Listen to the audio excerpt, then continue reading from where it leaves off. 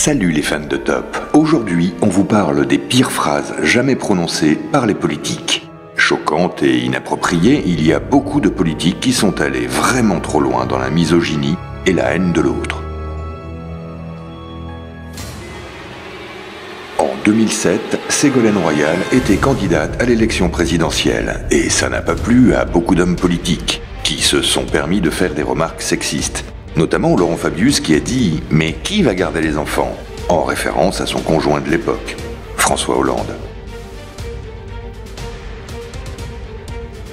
Le président russe Vladimir Poutine a tenu à répondre aux attaques de la secrétaire d'État américaine Hillary Clinton en 2014. Nous citons « Elle n'a jamais été trop subtile dans ses déclarations. Pour une femme, cependant, la faiblesse n'est pas tellement un défaut.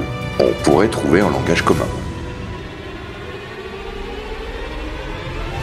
Une semaine seulement après le viol de deux jeunes indiennes retrouvées pendues dans l'Uttar Pradesh, Balubal Gaur, un député indien, a voulu dénoncer le viol comme crime social, mais a échoué.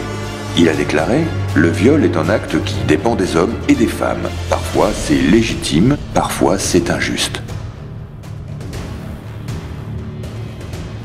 Silvio Berlusconi, l'ancien chef du gouvernement italien, a prononcé beaucoup de phrases sexistes et homophobes.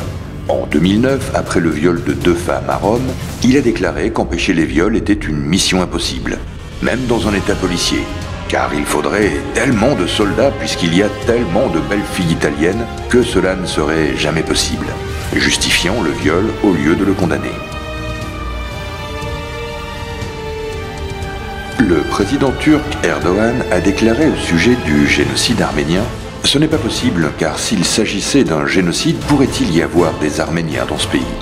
Il a également affirmé lors d'une rencontre sur l'émancipation féminine, en présence de l'une de ses filles, que les femmes et les hommes ne pouvaient pas être égaux, parce qu'ils avaient des natures et des corps différents.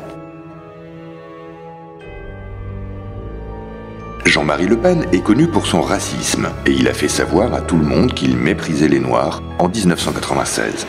Oui, je crois en l'inégalité des races. Aux Jeux Olympiques, il y a une évidente inégalité entre la race noire et la race blanche. C'est un fait. Je constate que les races sont inégales. Le président américain Donald Trump a dit tellement de phrases dérangeantes qu'on ne les compte plus. Parmi elles, il y a « Si Ivanka n'était pas ma fille, je pourrais sortir avec ». Ou encore à propos des femmes « Je les embrasse, je n'attends même pas ». Quand t'es une star, elle te laisse faire. Tu peux tout faire, les attraper par la chatte, tout faire. Au sujet de l'avortement, il a également dit qu'il devrait y avoir une forme de punition pour les femmes se faisant avorter.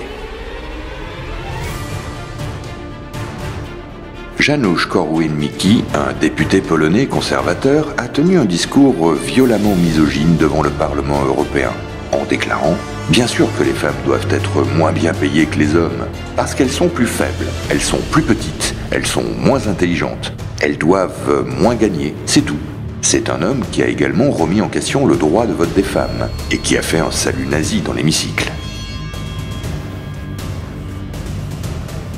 François Hollande a sorti beaucoup de phrases surréalistes. On peut citer « Le monde n'est pas facile, et parfois il n'est pas gentil ». Ou encore « Je demande aux Français de ne pas aller dans les zones à risque parce que c'est dangereux ». Ou encore la fameuse phrase « Je vois les gens qui viennent vers moi dans les manifestations. Ce sont des pauvres, ils sont sans dents. » Mais il a également assuré laisser un pays en bien meilleur état qu'en 2012. On n'est pas du tout convaincu. En Tchétchénie, les homosexuels sont devenus la cible des autorités. L'homosexualité, considérée comme un tabou, est un crime passible de mort. Les homosexuels sont raflés, torturés et tués dans des camps de concentration. Mais le président tchétchène, Ramzan Kadyrov, a démenti tout cela, en disant « C'est même gênant d'en parler. Il y aurait soi-disant des arrestations, des meurtres. Les journaux ont même donné le nom d'une des victimes. Mais il est vivant, en bonne santé, et se trouve chez lui. » Mais oui, bien sûr, on y croit.